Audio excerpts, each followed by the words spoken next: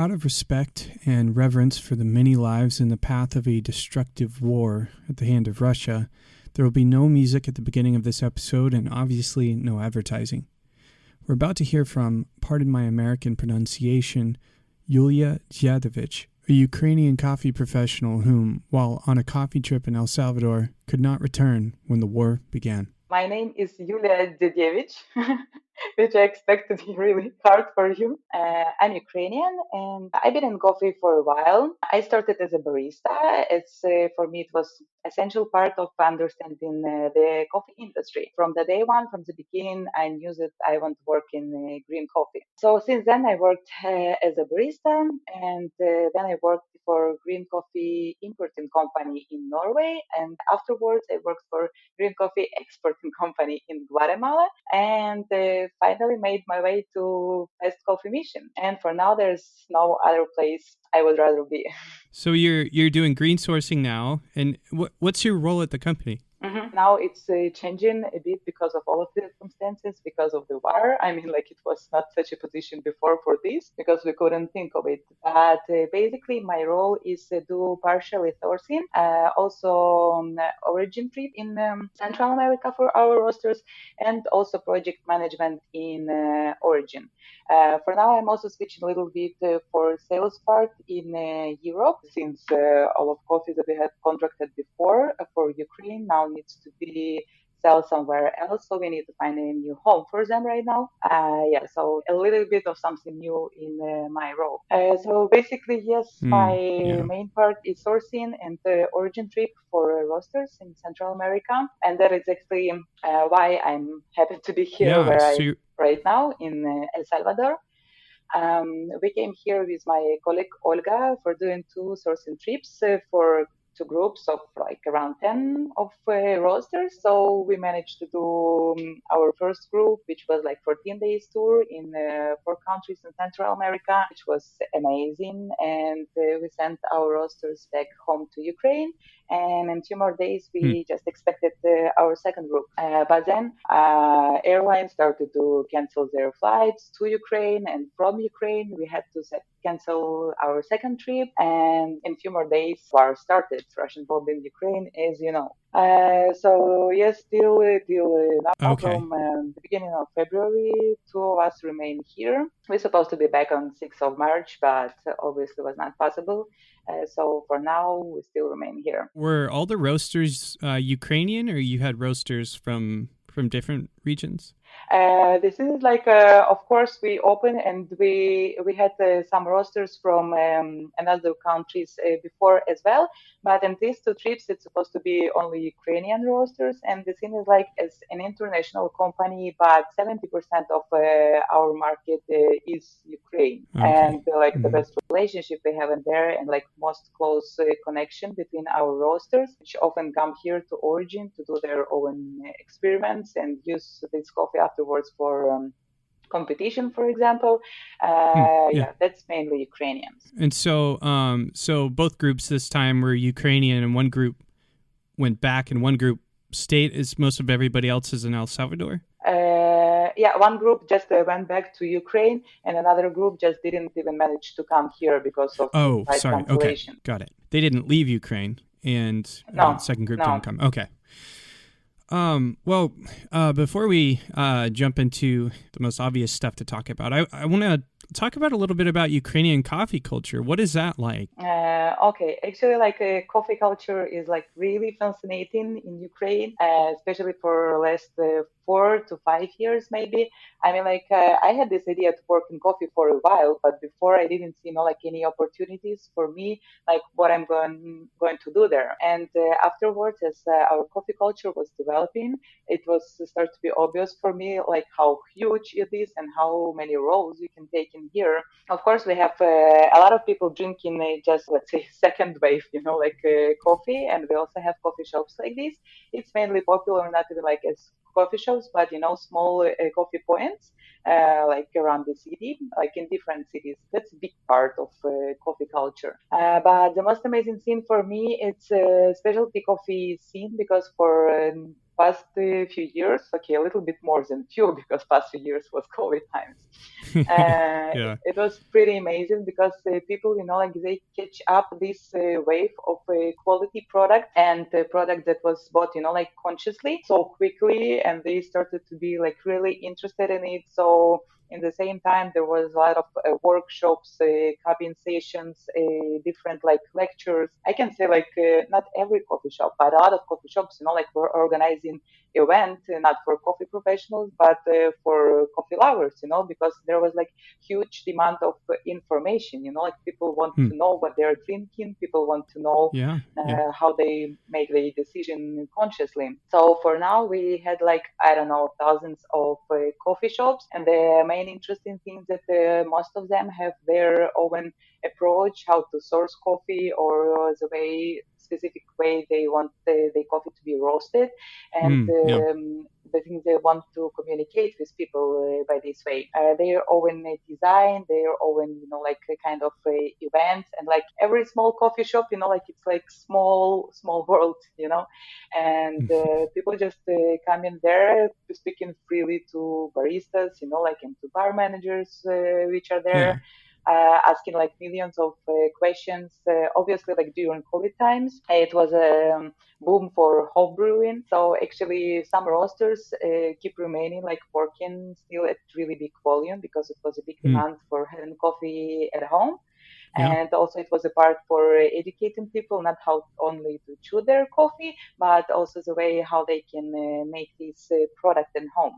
We have like at least, like official SCA events, like 2 events per year. Coffee festivals, they're happening to be in Kiev or in Lviv. Usually it's like huge event where we gather in like all of the coffee professionals, obviously from Ukraine, like whether they're like roasters or coffee shops or green coffee importing companies. Also, we always invite some roasters from abroad. We have some international coffee professionals doing some lections and workshop in our events, and we always have some of our producers be present there. And of course, there's a lot of customers, just like coffee people, coffee lovers, which, like can ask you questions just like such as green coffee, what is green coffee, and some stuff like this. But it's really great because, like in the same time, at the same point, you can reach out to such a different audience. And it's pretty amazing.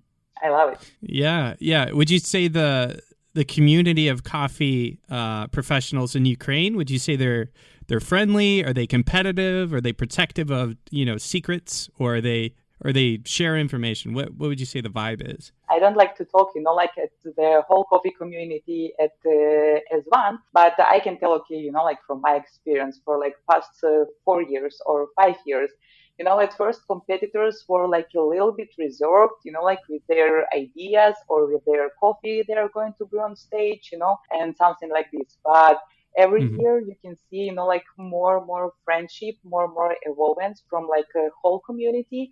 And, like when you're coming backstage, everyone is helping everyone, like cleaning dishes, like trying to keep your mental health, like put it together. And also we have it like so many parts, as, for example, already experienced competitors that been competing on a world stage. They care like as mentorship, like for free, absolutely. For some people from different coffee shops, different cities, I can say that it's like changing. It's like started to be more open.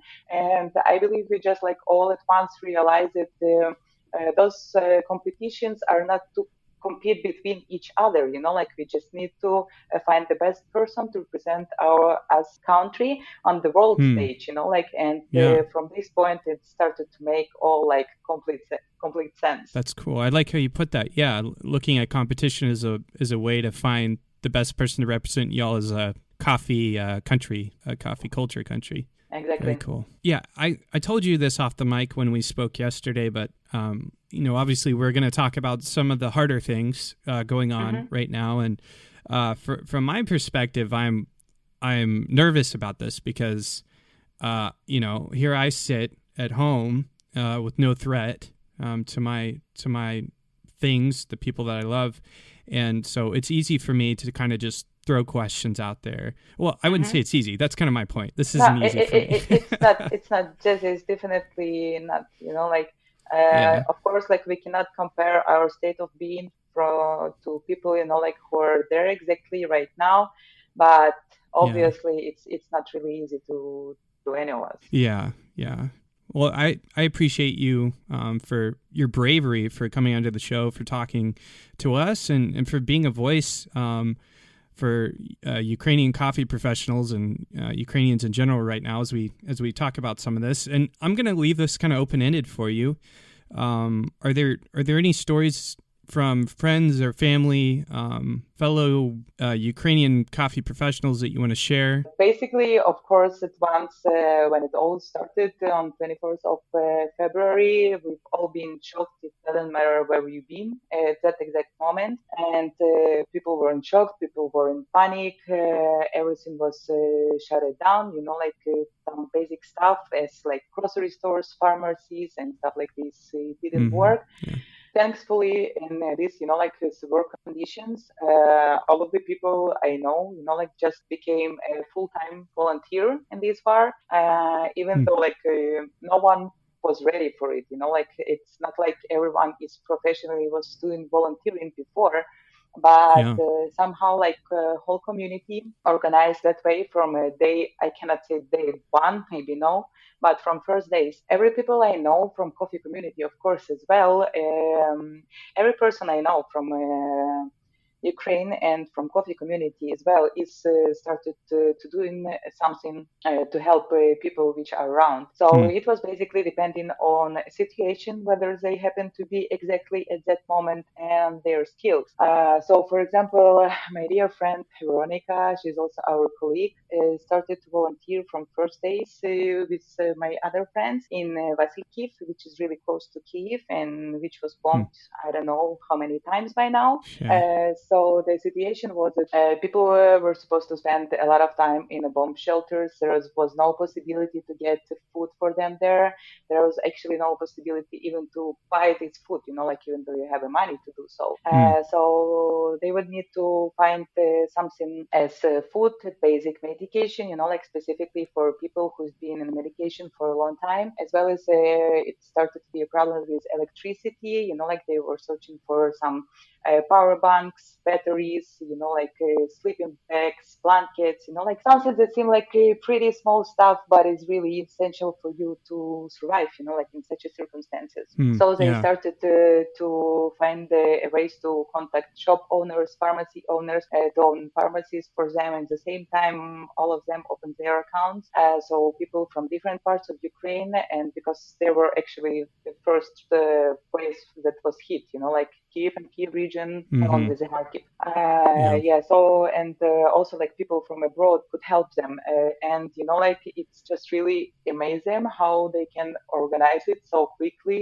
Because there's a lot of stuff that no one knows how to do, but they divided all of those responsibilities, and at the same time they were even able to make reports, online of money that they received in their accounts, of money that Hmm. they spent, where Yeah. it was spent, and stuff like this.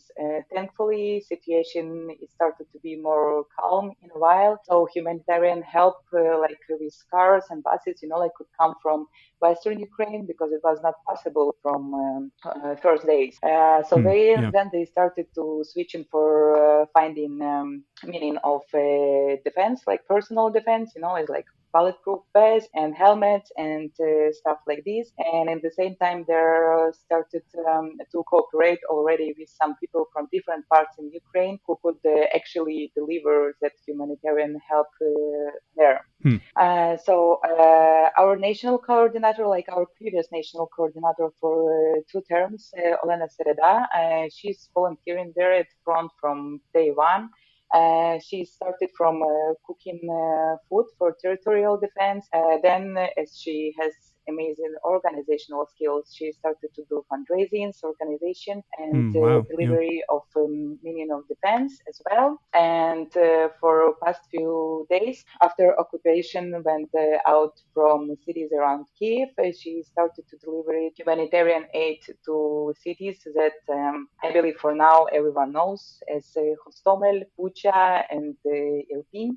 So she was actually one of the first person, who was able to come there there, and she, of course, she does all of her activities openly, and she always Yeah. making posts about what they do, and of course asking for help. So for Yeah. in past week, our coffee community fundraised, bought, and delivered a few trucks with humanitarian help for her, so she can deliver it to people in need there. And like Yeah. it's like super basic stuff. It's like water, food, candles, because they have no electricity and stuff like this. Yeah.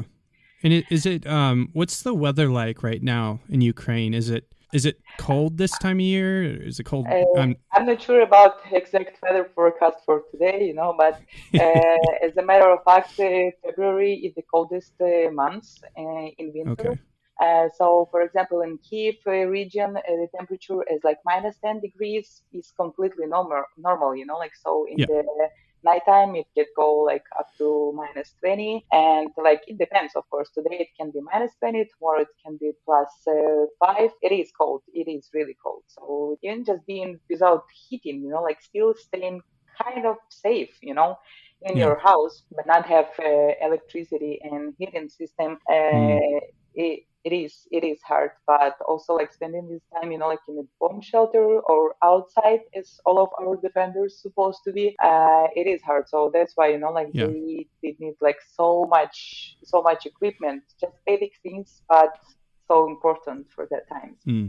And in my hometown, in the Zaporizhia, which is southeast of Ukraine, first days was somewhat, like calm in there, if I can say so, like in a given circumstances. Yeah. They kind of had a little bit more time to prepare.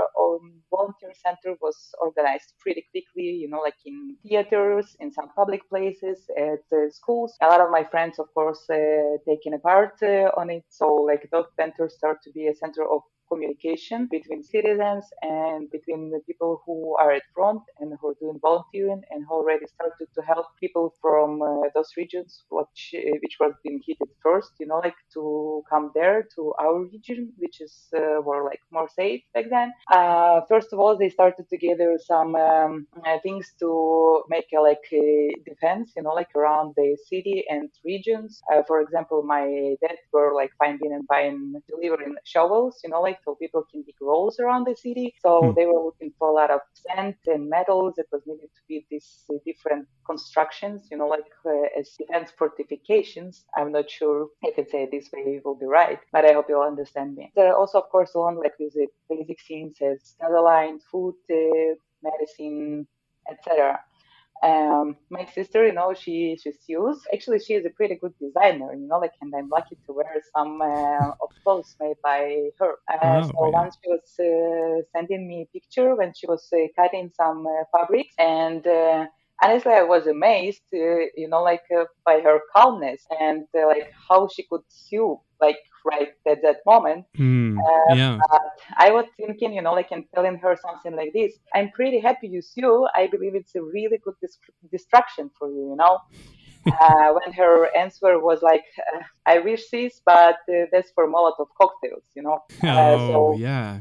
this is just like to give you like a small understanding, like, and you need to see my Yeah. sister, like this is tiny, like small creature, like, and I mean, it just Yeah. give you understanding that there was like no one staying aside. It's not the army, like it's not only army and armed people, and of course it's Yeah. not only men. Like everyone take everything that they Yeah. can, like on their shoulders to make it better. And Yeah. afterwards, she was sewing, like some sleeping bags, mattresses, blankets for men that basically became our defenders, like in one day, in a country which is obviously not ready for this war. Yeah. So as for whole like coffee community, a lot of my colleagues, some of them, like turned their coffee shops to full-time kitchens to serve refugees, to serve people who are doing territorial defense, which is also like Mm. completely volunteering organization. Some started to use their contacts to organize some fundraising and delivery of humanitarian aid Mm. from abroad, Yeah. for example. A lot of them started to host people from different places, those people who like to escape, like those most horrible parts. Some started to give psychological help, some started to help Mm. in hospitals.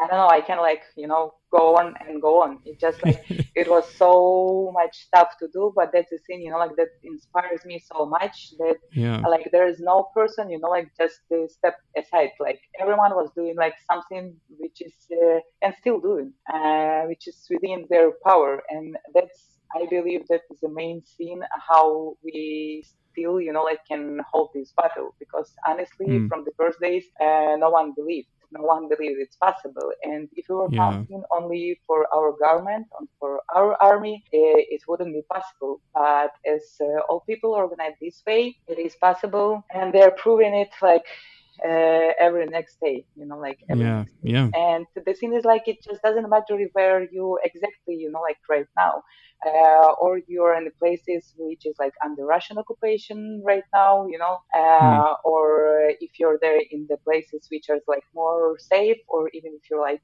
abroad. For example, I have a close friend, Victoria, in Norway. She's doing her PhD in there. She's Ukrainian, and like I cannot count how much medical stuff she collected with her colleagues and sent to Mm. Ukraine. So there is nothing, like big help or small help, like so what she does from Norway, it's not the same as like you will go and buy, like some bread for your old neighbor, like so there is Yeah.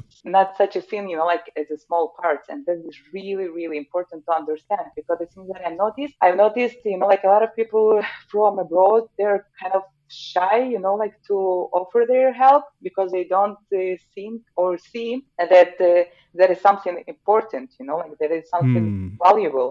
Yeah. But that's the thing, like just for example, I don't know, like calling someone and just talk, like and keep spirits up, like sending a Mm. message of support, sending $10 or euros whatsoever, like it's a huge help. It's a huge help, Hmm. and there's nothing like rich people can help or strong people can help.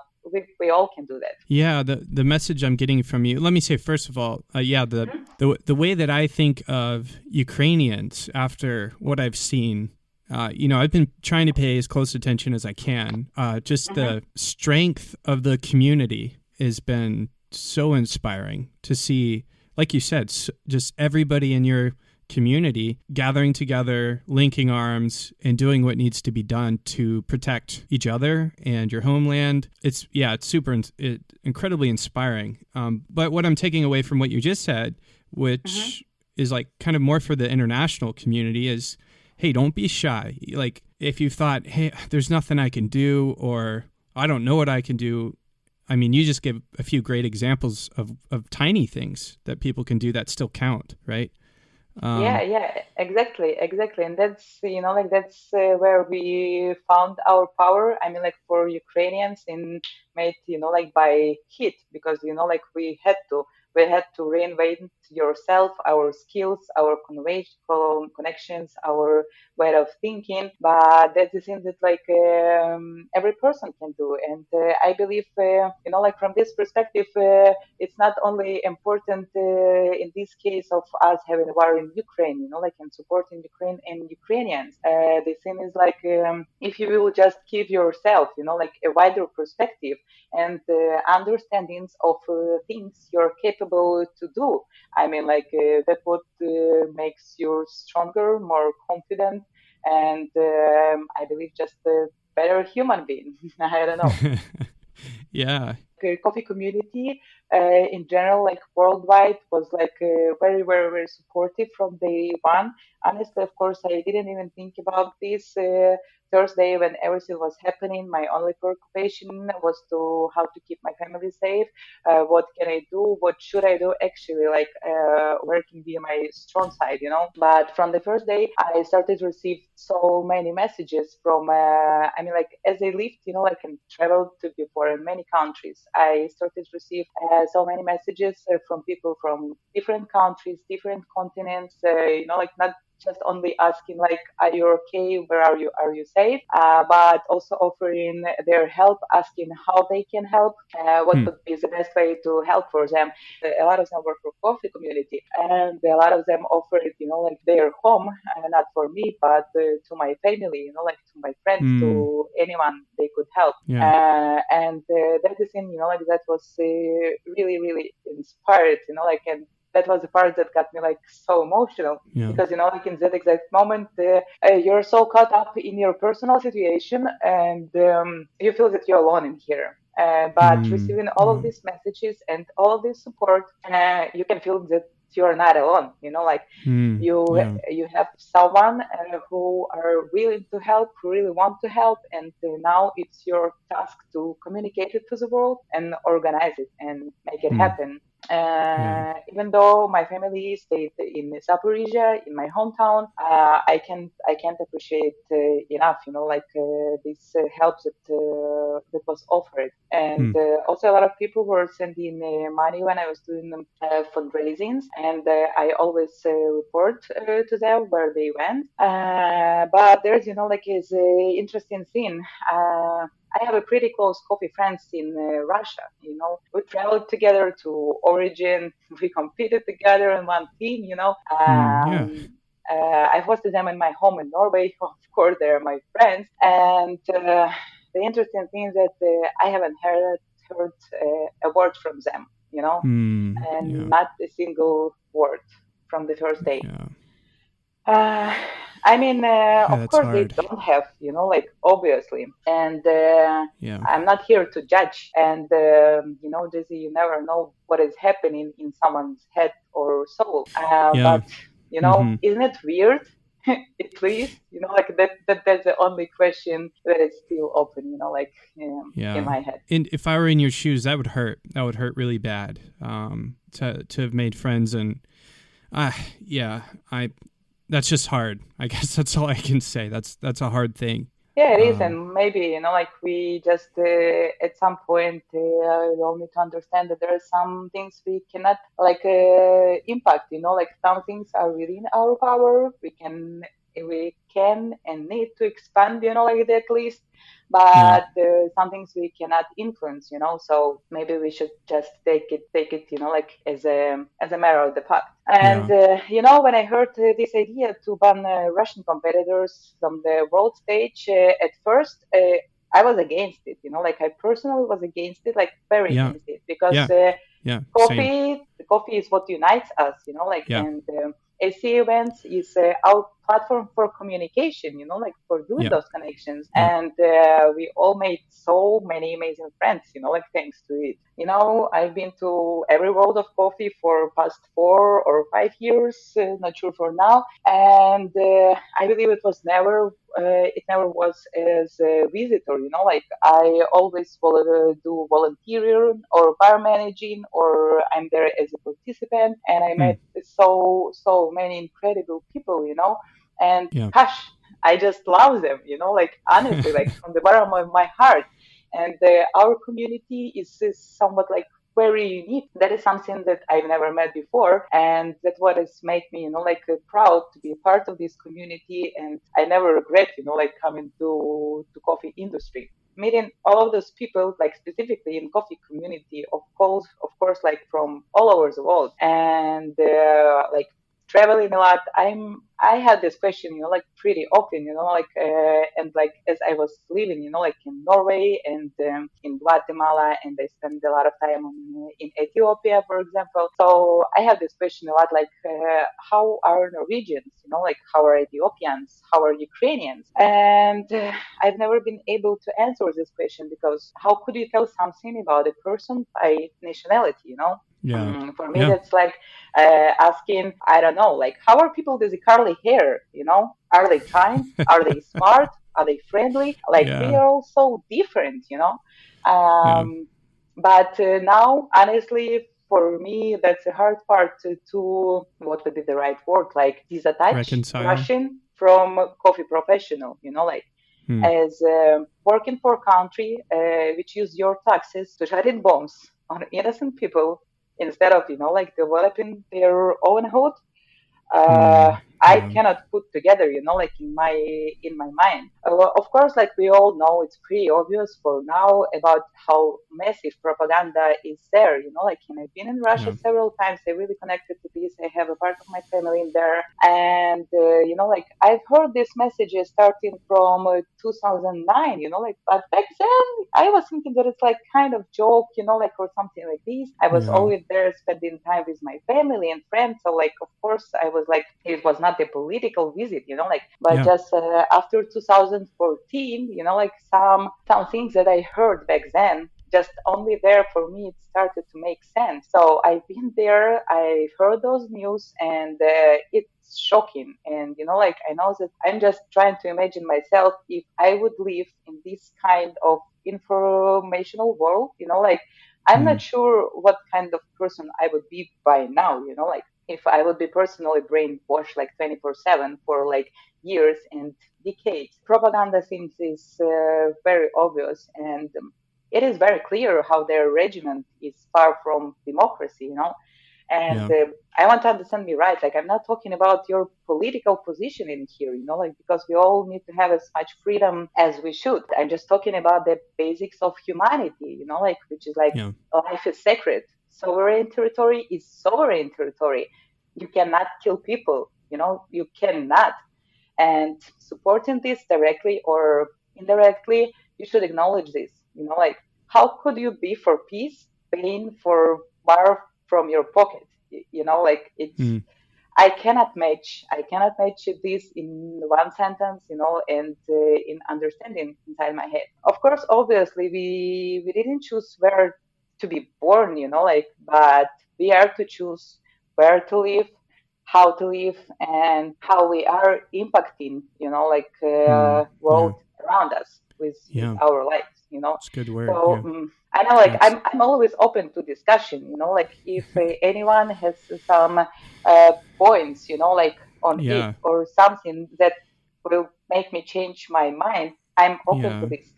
Like please. But honestly, for now, that's what I have in my head. Yeah. Even No, being thank like for maximum cosmopolitan person, like for years. Yeah. Yeah. No, thank you. Thank you for sharing your perspective. I share a lot of those values, if not all of them. And I know, at least before some of the shutdown in Russia, I don't know how accessible podcasts are in Russia right now. Mm-hmm. I don't have a clue, but I do know that the Coffee Podcast has a Russian listenership, and I hope that they can hear this conversation, that they can hear the things that you've shared and consider them. I can't imagine how hard it would be as well to be in that environment and try to say something, because I know that at least from the news that I see, anybody who is against the war, who is in Russia, who says this outwardly, is arrested and against the Russia or something. They're yeah, like just people being like sent to the prison for 15 years, just saying like not war, like 15 years. Is that right? Is it 15 years? Is that how at long these least people are that getting? was the last information that I've heard. Like My I would goodness. not make it is a statement, but before at Okay. least before it was like this. Like so Yeah. you can have it. Like just being Yeah. there with a small piece of paper saying not far. But that's even like make me think even more of it.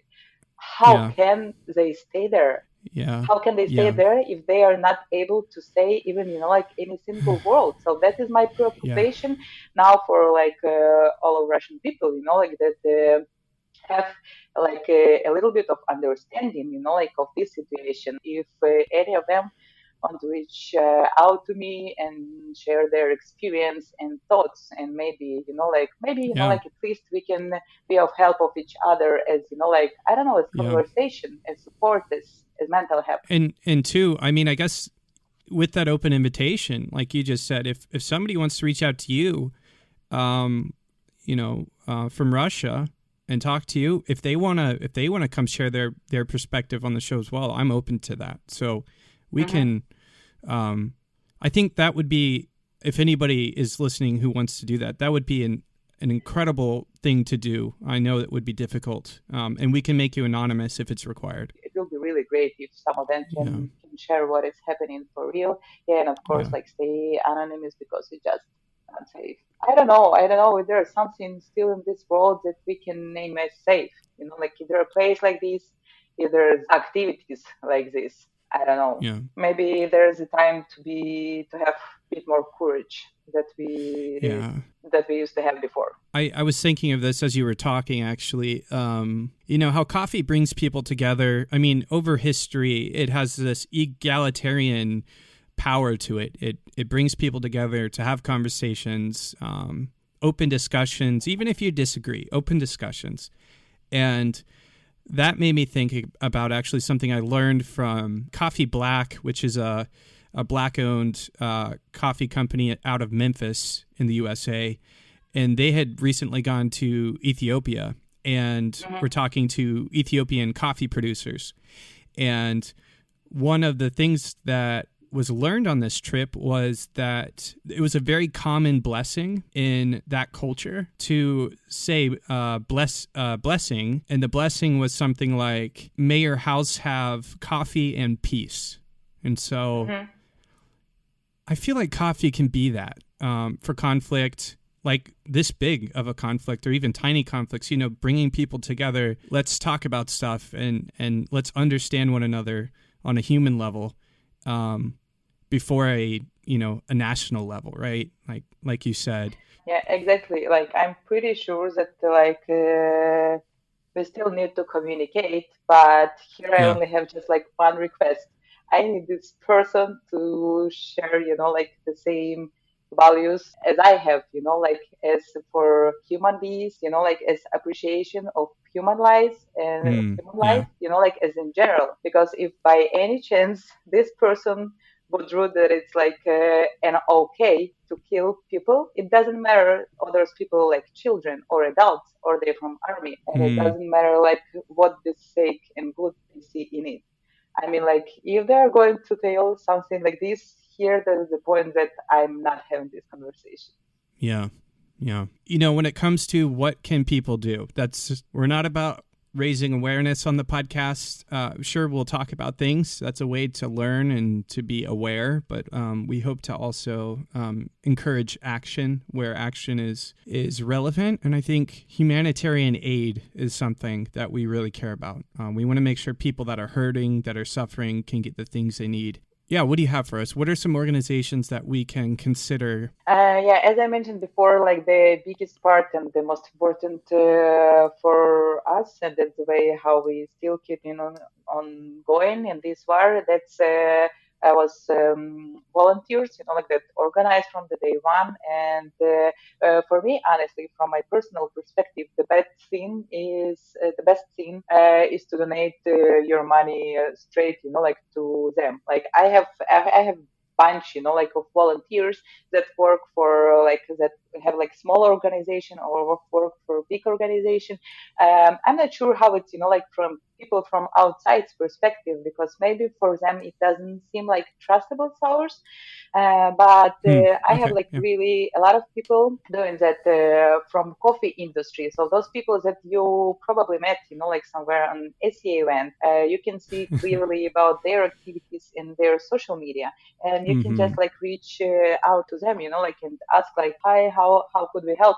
Like what can we do? So like if you have some people like this from Ukraine, please do that. And like I'm not talking only about money, as I told you, like just to send you like blessings, good wishes, just to talk to someone and try to understand this situation. That's already a lot. If Yeah. someone would like to help directly to people from coffee community that doing volunteering work, I'm here to provide you with all list of roasteries, for example, that they're still Okay. open, Yeah.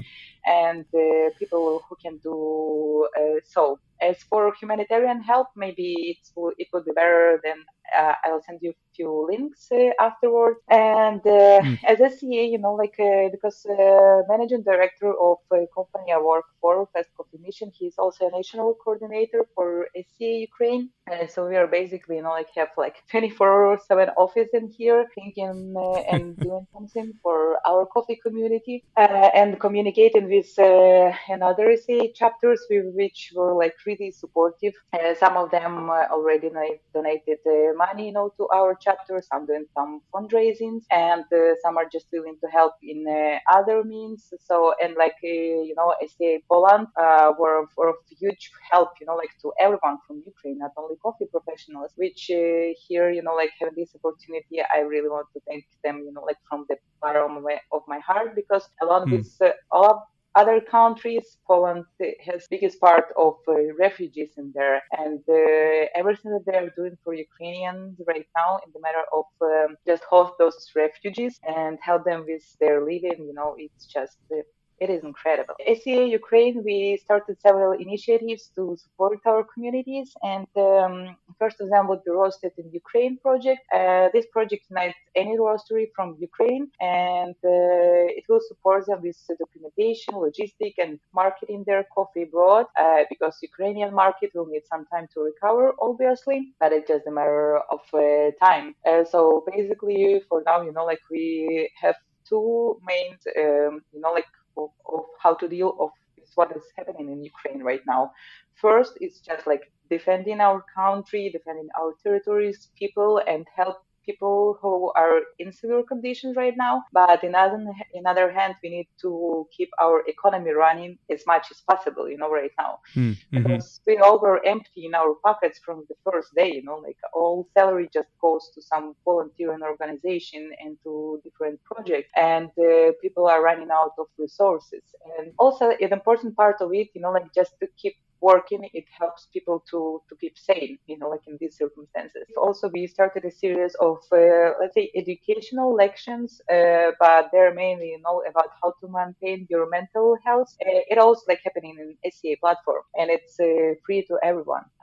So it's about how to maintain your mental health during the war, how to inspire, have a whole like and manage your team, how to unfreeze and start doing something in this time of such uncertainty, And if you want to support those initiatives, you can donate directly to SCA chapter of Ukraine. Of course, we will be providing like all documentation of incoming and outcoming, like these educational series, they are for free. We are collaborating professionals, like in their topics, and they are doing those podcasts for free. It also will be amazing if we can pay them something, and they also can do their living for this. As a company, we have hosted for now 6 roasteries from in our premises in Lviv, in premises of Best of Mission, from different parts of Ukraine, where they cannot continue their work. Mainly they from Kyiv region and from some other cities as well. So now we have something as hub, I don't know, like collective roastery, because there's like a big premises. So some roasteries, they came with their own roaster, some of them bring their own packaging line, and some of them didn't have those things. And so this hub works on a collective basis where any roaster can use all facilities, whether they're ours or another roaster.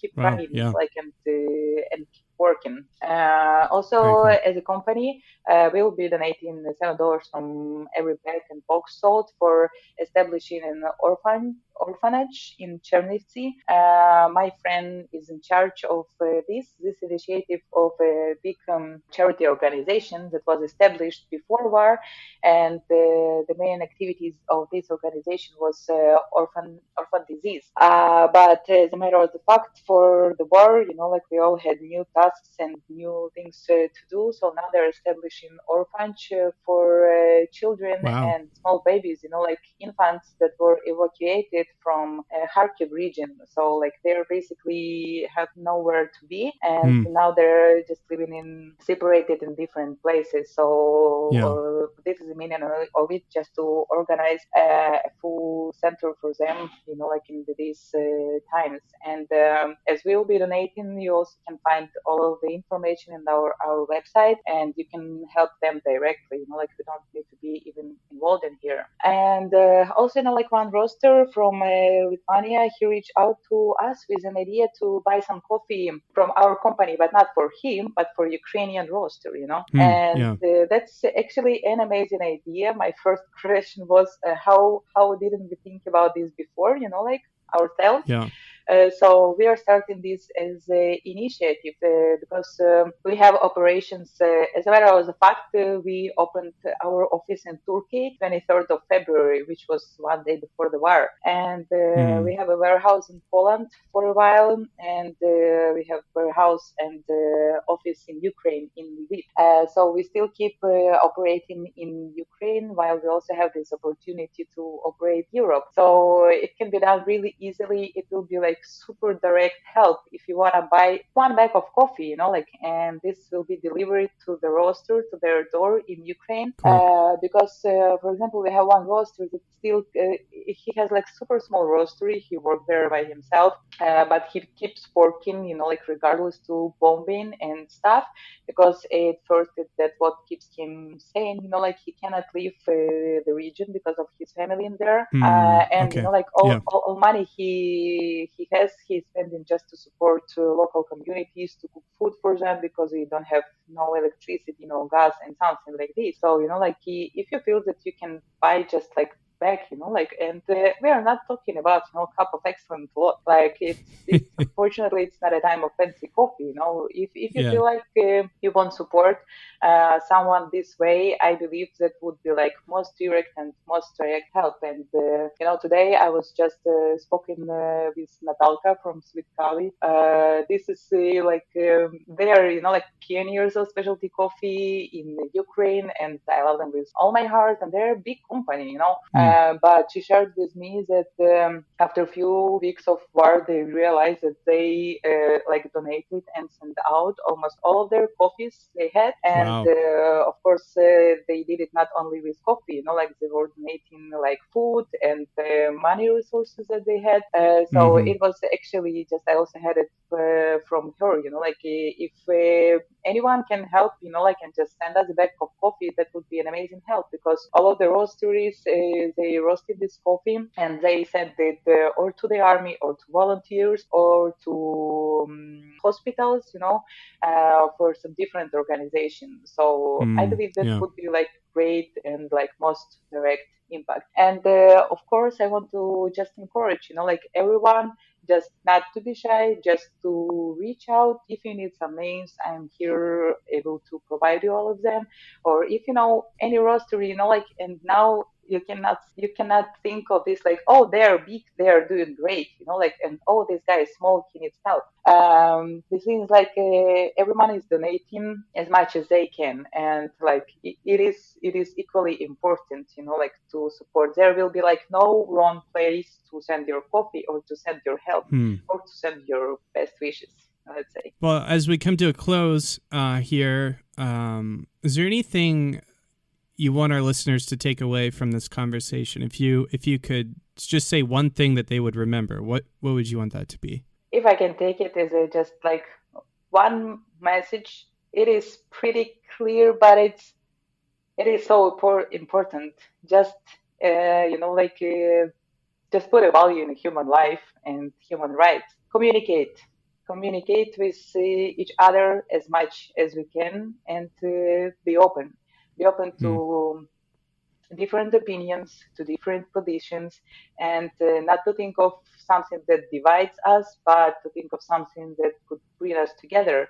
Because in the end of the day, we are human beings. I believe we are equal. I believe we are mostly the same, if we are sharing just like basic values, so, and not to be shy to ask or to offer help. I believe that is the most important thing.